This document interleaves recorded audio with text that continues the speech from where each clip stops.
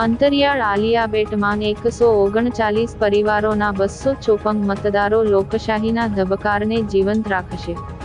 લોકશાહીના મહાપર્વ સમાન ચૂંટણીઓમાં પ્રત્યેક મત અને પ્રત્યેક મતદાતાનું આગવું મહત્વ રહેલું છે। એક મત દેશનું ભાવિ ઘડવામાં અને લોકતંત્રને મજબૂત બનાવવામાં નિમિત્ત બને છે। ત્યારે ભરૂચ જિલ્લાના વાગરા તાલુકામાં આવેલા અંતરિયાળ તેમજ ચોતરફ પાણીથી ઘેરાયેલા આલિયાબેટના 136 પુરુષ અને 118 સ્ત્રી મતદારો મળી કુલ 254 મતદારો માટે જિલ્લા ચૂંટણી તંત્ર દ્વારા આગામી લોકસભા ચૂંટણી માટે શિપિંગ કન્ટેનરમાં મતદાન મથક ઊભું કરાયું છે।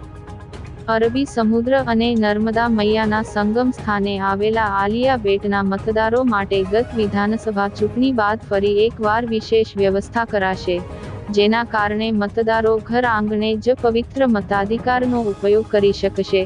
આગામી તારીખ 7મી મેના રોજ મતદારો સામૂહિક મતદાન કરી લોકશાહીની ફરજ બજાવવા ઉત્સુક છે। જિલ્લા ચૂંટણી અધિકારી અને કલેક્ટર તુષાર સુમેરાએ જણાવ્યું હતું કે આલિયાબેટ ભરૂચ જિલ્લાનો અંતરિયાળ ટાપુ છે, જેમાં ચૂંટણી પંચની માર્ગદર્શિકા મુજબ ચૂંટણીલક્ષી મૂળભૂત સુવિધાઓ ઊભી કરવામાં આવી છે। ત્યાં રહે છે, ઝૂંપડાઓ બાંધીને જત પરિવાર રહે છે, ત્યાં વર્ષો પહેલા ત્યાં શિફ્ટ થયેલા આવા પરિવારો માટે જ્યારે ઇલેક્શન કમિશનનો એક ઈસીઆઈનું એક સૂત્ર રહ્યું છે, એક વિઝન અને એક મોટો રહ્યો છે કે no one to be left behind. કોઈ પણ વ્યક્તિ મતદાનથી વંચિત ના રહેવો જોઈએ, એની માટે મેક્સિમમ સુવિધાઓ આપવી જોઈએ। આ વિચારને ધ્યાનમાં લઈ અને ત્યાંના મતદારોએ ખૂબ દૂર પહેલા નદી ક્રોસ કરીને જવું પડતું। એક આઇલેન્ડ એવા નર્મદાના પટમાં એ રીતે આવેલો આઇલેન્ડ છે કે જ્યાં એનું મૂળ મથક દૂર પડતું હતું, લોકોને બોટમાં બસમાં જવાની પરિસ્થિતિ આવતી હતી।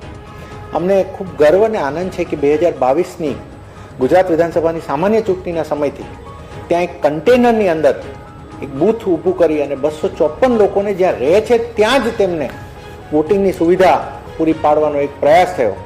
અને એ વખતે ઇલેક્શન કમિશને એશ્યોર્ડ મિનિમમ ફેસિલિટી નક્કી કરી છે, એશ્યોર કરી છે કે આ મિનિમમ ફેસિલિટી હોવી જ જોઈએ। ફોર એક્ઝામ્પલ ડ્રિંકિંગ વોટરથી લઈને there are so many things. અને એ જ રીતે એક્સટેન્ડેડ પણ યાદી આપી છે કે એશ્યોર્ડ આપણે એશ્યોર્ડ તો કરીએ છીએ, એક્સટેન્ડેડ કેટલી હજી સુવિધાઓ આપી શકીએ। અમને ગર્વ છે કે અમે 2022માં એક્સટેન્ડેડ ફેસિલિટી પણ બધી આપી અને એ બૂથ એક આદર્શ બૂથ જેવું બૂથ બને એવું તૈયાર થયું અને ત્યાંના લોકોએ પોતાના મતાધિકારનો ઉપયોગ કર્યો। આ વખતે 2024ની આ લોકસભા સામાન્ય ચૂંટણીમાં પણ એ જ શિપિંગ કન્ટેનરમાં આ મતદારો મત કરવાના છે અને અમને ઈસીઆઈની ટીમ તરીકે હંમેશા એ વાતનો ગર્વ રહે છે અને ગર્વ છે અને રહેશે કે નાગરિકોને એમના મતદાનની સુવિધાઓ વધારવા માટે નાગરિકોનું ઘેર બેઠા મતદાન કરી શકે, એમના ઘરથી નજીક મતદાન કરી શકે તેવા પ્રકારની તમામ કામગીરીમાં આ એક યશ કલગી જેવું કામ થયું છે। મારું નામ મોહમ્મદભાઈ હસનભાઈ જત, રહેવાનું આલિયાબેટ, તાલુકો વાગરા, જિલ્લો ભરૂચ। આજે અમે વર્ષોથી આલિયાબેટમાં રહીએ છીએ અને ઘણા ટાઈમથી પશુપાલનનો વ્યવસાય છે અમારા લોકોનું। 140 ઘર છે અને એ બધા પશુધનની સાથે સંકળાયેલા છે।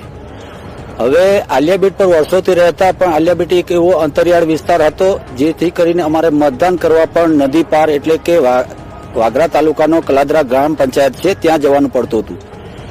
વાગરા તાલુકાના કલાદરા જવું પડે એટલે આલિયાબેટથી મિનિમમ બાય રોડ 70 થી 80 કિલોમીટર થાય છે। અને અત્યારે હાલમાં અમને જે અહીંયા અમારા છોકરાઓ ભણે છે કન્ટેનરની અંદરમાં ભણે છે, તો સરકારશ્રીએ અમને જે અહીંયા સુવિધા આપેલી છે બૂથની, તો 2022માં જે અમે વોટિંગ કરેલું તે બહુ ઉત્સાહથી કરેલું, કારણ કે અમારે દૂર જવું પડતું હતું। અહીંયા ઘર આંગણે એક બૂથ આપવામાં આવ્યું તો અમારા લોકો બહુ ઉત્સાહથી વોટિંગ કરેલું। અને આ વખતે પણ અમારે કદાચ બીજી ત્રીજી ચૂંટણી આવે અહીંયા વોટ આપવાનું થાય છે, જે અમારા લોકોને એક સારી એક સુવિધામાં વધારો છે। અને આથી અમે તમામ લોકોને એવી એક આશા છે કે અમારો જે મત છે એ કિંમતી છે અને અમે મત આપીશું।